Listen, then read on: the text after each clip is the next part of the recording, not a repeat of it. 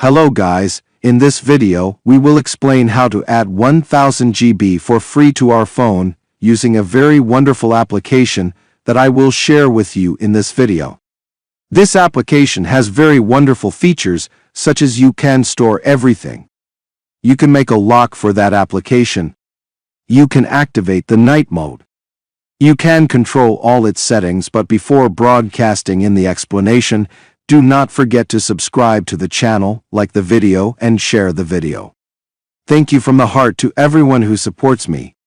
Thank you from the heart. Now let's go to the explanation. This is the application as you can see.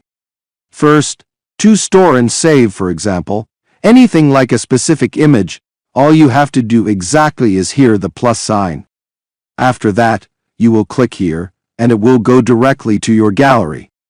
You choose the images or files that you want to store.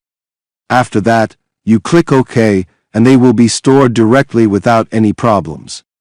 Thus, you will have been able to solve the problem of insufficient phone space. Now, if you like the application and want to download it, go to the Google Play Store and we will download it. This is the application interface for reference only.